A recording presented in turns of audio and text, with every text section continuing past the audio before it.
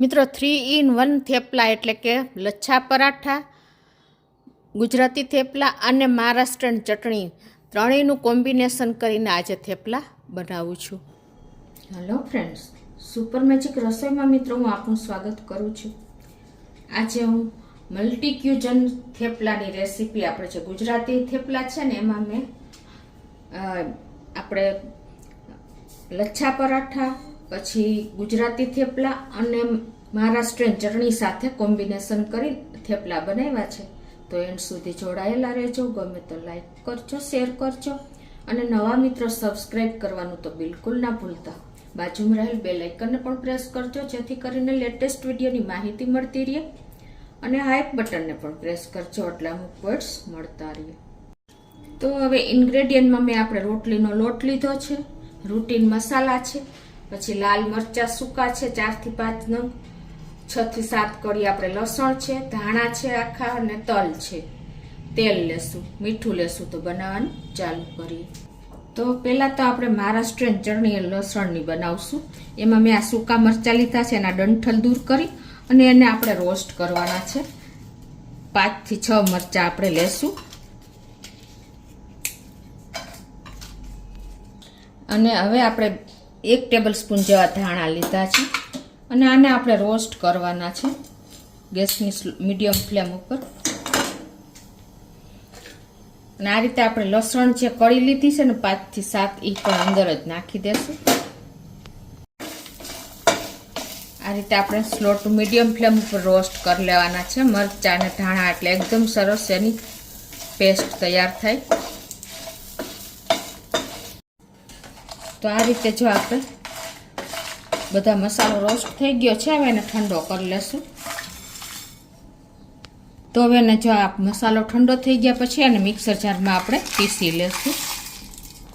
હવે અડધી ટીસ્પૂન જેવું આપણે આમાં મીઠું નાખી દેશું અને આને આપણે થોડુંક પાણી નાખીને અને પીસી લેશું.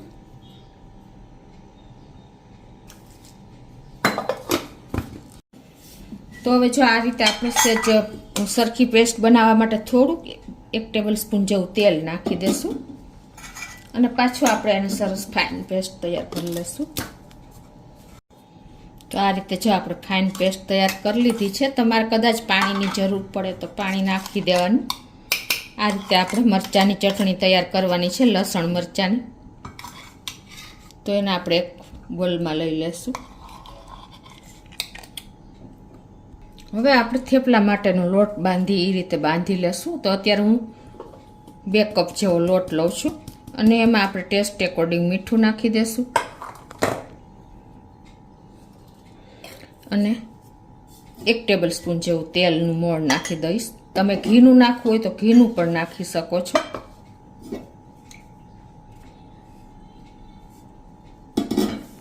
પિંચ જેટલી હિંગ નાખી દેશું અને પિંચ જેટલી આપણે હળદર નાખી દેશું, વધારે નહીં નાખતા.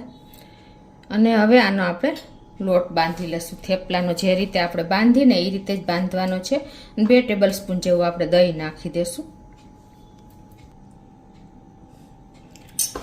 અને હવે પાણી નાખીને અને આપણે થેપલા માટેનો લોટ તૈયાર કરી લઈએ.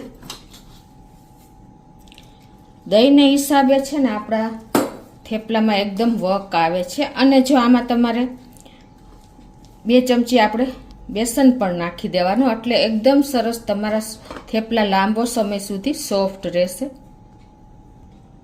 1 કપે 1 ચમચી, 2 કપે 2 ચમચી જેવું આપણે બેસન નાખી દીધું છે, એટલે કે ચણાનો લોટ.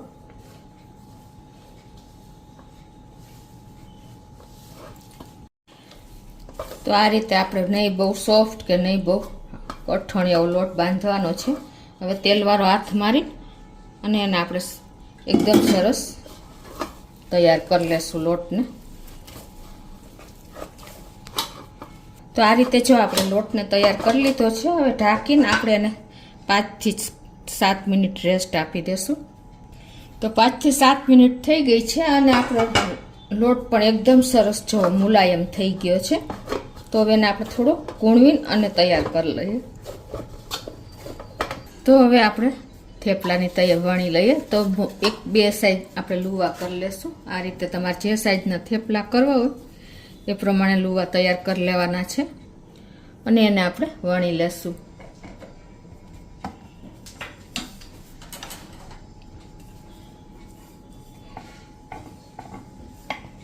અટામણ આપણે રોટલીના લોટનું જ લેશું.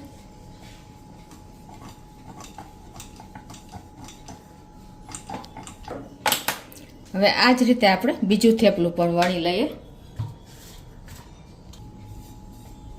આપણે ગુજરાતી લોકો થેપલા તો બનાવીએ છીએ, લચ્છા પરાઠા બનાવીએ છીએ, લસણની ચટણી બનાવીએ છીએ, પણ લચ્છા પરાઠા, ગુજરાતી થેપલા અને મહારાષ્ટ્રીયન લસણની ચટણીનું કોમ્બિનેશન કરી અને આજે આપણે એક અલગ જ ક્યુઝિન બનાવ્યું છે, એટલે કે મિક્સ કરીને એક અલગ જ થેપલાની વેરાયટી તૈયાર થશે.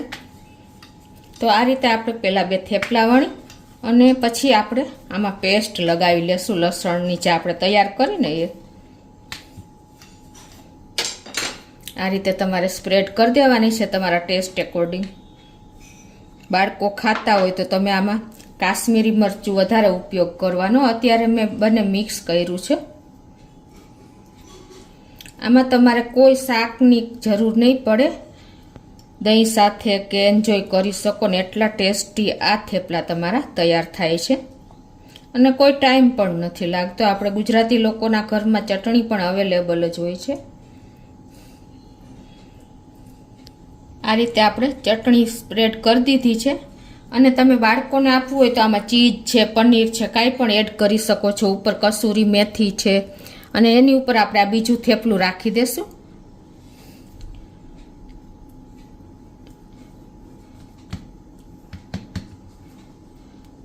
આ રીતે એને આપણે તૈયાર કરી લેશું. હવે એને આપણે આ રીતે સ્પ્લિટ કરી લેશું, એટલે કે આ રીતે એને તૈયાર કરી લેશું.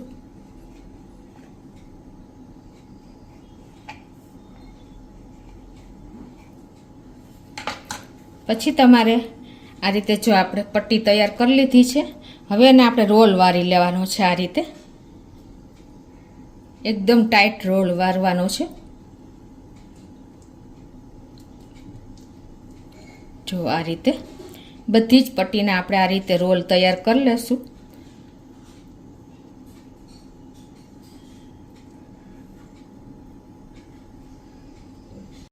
તો આ રીતે જો આપણે રોલને તૈયાર કર્યા પછી એને હળવા હાથે આ રીતે આપણે બધા રોલને પ્રેસ કરી લેશું આ રીતે. અને પછી એને તમારે આ રીતે તલમાં બોરી દેવાના છે. જે તલ આપણે સફેદ તલ લીધા છે ને એમાં આ રીતે પ્રેસ કરી અને એને આપણે તૈયાર કરી લેશું.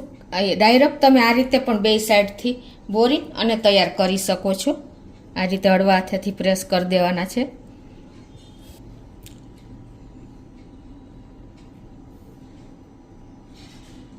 હવે આને આપણે અટામણમાં બોરી અને આ રીતે તૈયાર કરી લેશું, વણી લેશું. એટલે તમારે થોડીક મોટી રોટલી કરીને કરશો ને તો તમને ઈઝી પડશે.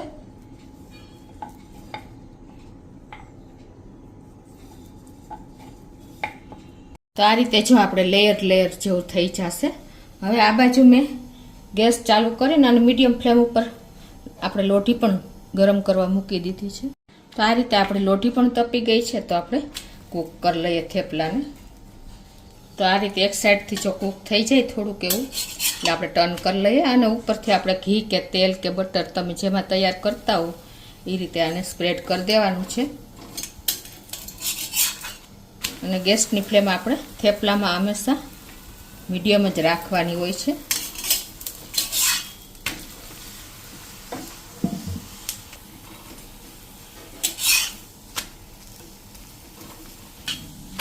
તો આ રીતે જો આપણે થેપલાને પણ સરસ કૂક કરી લીધું છે. આ રીતે જુઓ તમને લચ્છા જેવું પણ લાગશે અને આપણે એકદમ ટેસ્ટી આ થેપલું તૈયાર થઈ જશે.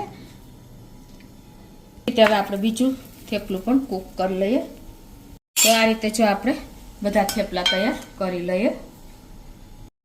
તો આજે આપણે જો મલ્ટી ક્યુઝિન થેપલા બનાવ્યા છે, એટલે કે ગુજરાતી થેપલા, લચ્છા પરોઠા જેવા જો તમને બધામાં લચ્છા દેખાતા જ હશે છે ને મિત્રો. એકદમ સરસ લચ્છા પૈરા છે, પ્લસ આપણે મહારાષ્ટ્રન ચટણીની પણ રેસીપી લીધી છે. તો આ રીતે તમે એક વખત થેપલા ટ્રાય કરજો મિત્રો, એકદમ સરસ તમને કોઈ પણ જાતનું તમારે શાકની જરૂર નહીં પડે અને એકદમ સોફ્ટ આપણે બેસન વાપરો છે એટલે તમારે આ થેપલા લાંબો સમય સુધી આવા રહેશે, જરા પણ હાર્ડ નહીં થાય, એટલે કે કડક નહીં થઈ જાય. અને આની સાથે તમે ચટણી છે, પછી દહીં છે, એની સાથે તમે એન્જોય કરી શકો છો મિત્રો. તો ચોક્કસ તમે એક વખત આ રીતે ટ્રાય કરજો. ગમે તો લાઈક કરજો, શેર કરજો અને નવા મિત્રો સબસ્ક્રાઈબ કરવાનું તો બિલકુલ ના ભૂલતા.